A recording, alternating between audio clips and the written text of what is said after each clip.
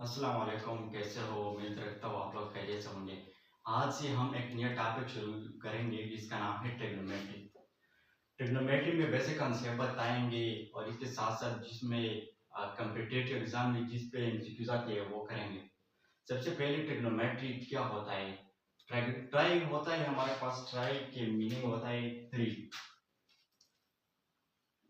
Try mean 3। गोनो कहते हैं मैया में। गोनो होता है हमारे पास साइड्स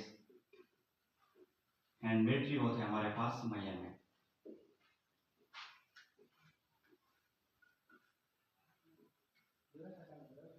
यानी ट्रिग्नोमेट्री का मतलब ये हुआ कि इसमें हम 3 साइड लेते हैं और इनका आपस में रेशियो कर देते हैं और फिर इसी स्पेसिफिक रेशियो को हम ट्रिग्नोमेट्री कहेंगे। और इसी के साथ साथ वो जो स्पेशल रेशियो होता है उसको स्पेशल नाम दिया गया होता है। फॉर एग्जांपल हमारे पास साइन थीटा होता है, कॉस थीटा होता है, टेंजेंट थीटा होता है। इसी तरह हमारे पास टोटल 6 ट्रिग्नोमेट्रिक रेशियो बन जाते हैं। इस रेशियो के लिए सबसे पहले हमको एक ट्रायंगल सेलेक्ट करना होगा जो कि हमारे पास है right angle triangle. Right angle triangle का सिलेक्शन हम इसलिए कर देते हैं क्योंकि इसका बहुत यूजेज है मैथमेटिक्स में। अब हम ट्रिग्नोमेट्रिक रेशियो स्टार्ट करेंगे। सबसे पहले हम यहाँ पे एक राइट एंगल ट्रायंगल बनाएंगे।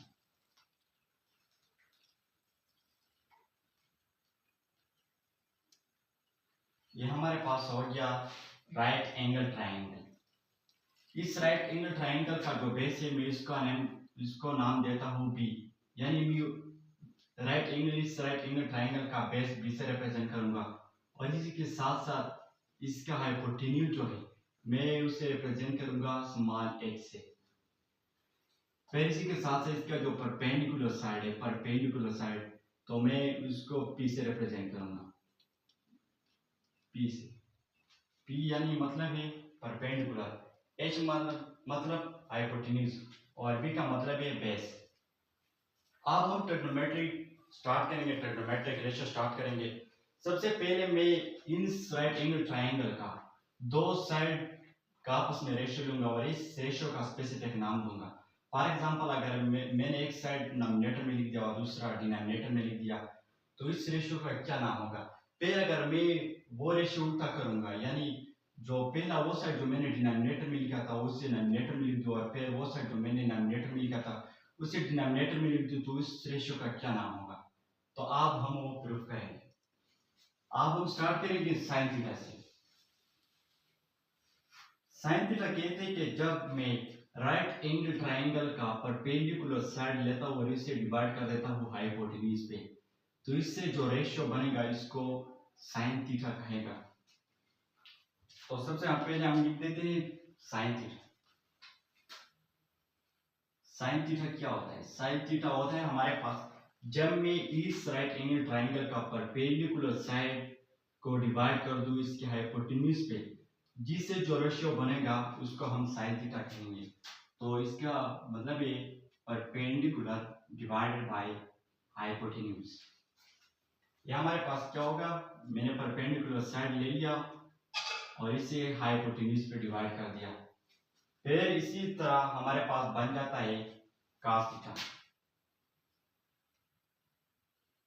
cos थीटा क्या होता है? cos थीटा होता है जब मैं इस राइट एंगल ट्रायंगल का बेस लेकर और उसे डिवाइड कर दूं हाइपोटेन्यूज पे तो इससे जो रेशियो बनेगा वो हमारे पास cos थीटा के बराबर होगा। तो इसका मतलब ये हो गया कि जब मैं बेस को डिवाइड कर दूं हाइपोटेन्यूज पे जिससे जो रेशियो बनेगा उसको हम cos थीटा कहेंगे। इसी के साथ साथ हमारे पास होता है टेंजेंट थीटा। टेंजेंट थीटा अगर मैं ले लूं परपेंडिकुलर साइड अगर मैं ले लूं और इसे डिवाइड कर दूं बेस पे तो इससे जो स्पेसिफिक रेशियो बनेगा उसको हम टेंजेंट थीटा कहेंगे। हमारे पास टेंजेंट थीटा किस चीज के बराबर होगा? टेंजेंट थीटा हमारे पास बराबर होगा perpendicular side divided by base. ये हमने ये रेशियो निकाल दिया। अगर आप मैं उसे उल्टा करना चाहता हूँ फॉर एग्जांपल यहाँ पे मैंने परपेंडिकुलर को डिनोमिनेटर में लिख दिया है मैं इस तरह कर दूं कि मैं इस तरह रेशियो बनाऊं कि h हमारे पास नॉमिनेटर में लिख दूं और p नॉमिनेटर और डिनोमिनेटर में लिख दूं, तो इससे क्या रेशियो बनेगा? तो इससे जो रेशियो बनेगा वो हमारे पास साइन थीटा का रेसिप्रोकल होगा, वो बराबर होगा कोसेकंड थीटा के। कोसेकंड थीटा हमारे पास बराबर होगा जो साइन थीटा के रेसिप्रोकल। इसका मतलब ये हुआ कि हम हाइपोटेन्यूज को लेंगे और फिर उसे परपेंडिकुलर पे डिवाइड करेंगे। यहाँ पे साइन थीटा में मैंने परपेंडिकुलर साइड को नॉमिनेटर में लिया था और उसे हाइपोटेन्यूज पे डिवाइड किया था। अब मैंने कोसेकंड थीटा को ले लिया, कोसेकंड थीटा ले लिया और इसके साइड जो है मैंने हाइपोटेन्यूज को डिवाइड कर दिया परपेंडिकुलर पे। तो मैं कह सकता हूँ कि हमारे पास साइन थीटा और कोसेकंड थीटा हमारे पास जो है वापस में एक दूसरे के रेसिप्रोकल है, एक दूसरे की क्या है, उल्टा है। इसी तरह हमारे पास cos थीटा के जो रेसिप्रोकल है वो है हमारे पास सेकंड थीटा। सेकंड थीटा किस तरह रेसिप्रोकल है? यहाँ पे मैंने h को डिनोमिनेटर में लिख दिया है और इसे और b बेस वो मैंने नॉमिनेटर में लिख दिया है। अगर मैं आप ये रेशियो उल्टा कर दूं तो मैं लिख दूंगा h को नॉमिनेटर में लिख दूंगा और इसी तरह बेस जो है वो मैं डिनोमिनेटर में लिख दूंगा। इससे जो रेशियो बनेगा वो हमको सेकंड थीटा देगा, जो कि हमारे पास cos थीटा के रेसिप्रोकल है।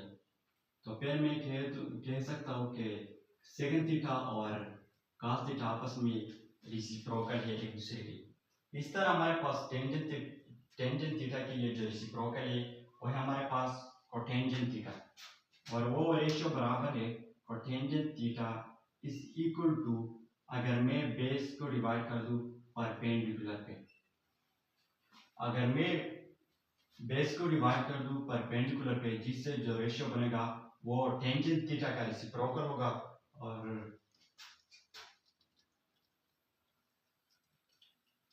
और इसका रेशियो क्या होगा? अगर मैं बेस साइड को ले लूं और उसे परपेंडिकुलर साइड पे ले लूं, इससे एक रेशियो बनेगा जो टेंजेंट थीटा के रेसिप्रोकल होता है, और इसको मैं कह दूंगा कोटेंजेंट थीटा। अब इसके बाद हम वो फार्मूले प्रूफ करेंगे जो हमारे पास 3 बेसिक फार्मूले हैं जो कि बहुत इस्तेमाल होते हैं।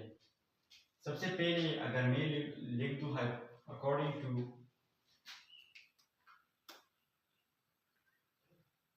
अगर मैं एक थ्योरी लिख दूं इस राइट एंगल ट्राइंगल के लिए, जो कि बराबर होता है हाइपोटेन्यूज स्क्वायर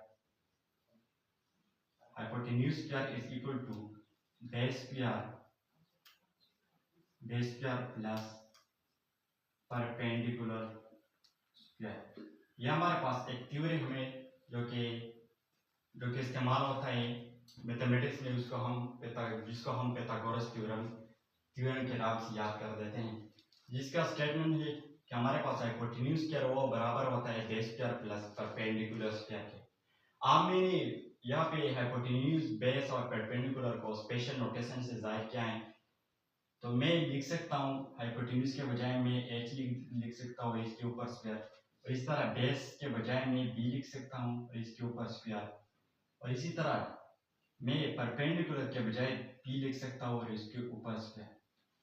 तो यह हमारे पास पाइथागोरस थ्योरम का स्टेटमेंट है।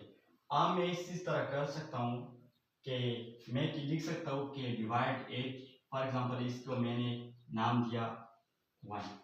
अब मैं लिख सकता हूँ कि divide both side of equation 1 by h square. अगर मैं लिख दूँ divide equation 1 by h square, तो मैं लिख सकता हूँ, तो ये हमारे पास बराबर आ जाएगा। अगर मैं h को h स्क्वायर पे डिवाइड कर दूँ तो यह हमारे पास h 1 के बराबर आ जाएगा। और इसी तरह अगर मैं लिख दूँ b square divide by h square plus p square divide by h square, तो स्पेसिफिकली हमारे पास ये बराबर आ जाएगा। अगर मैं यहाँ पे लिख दूँ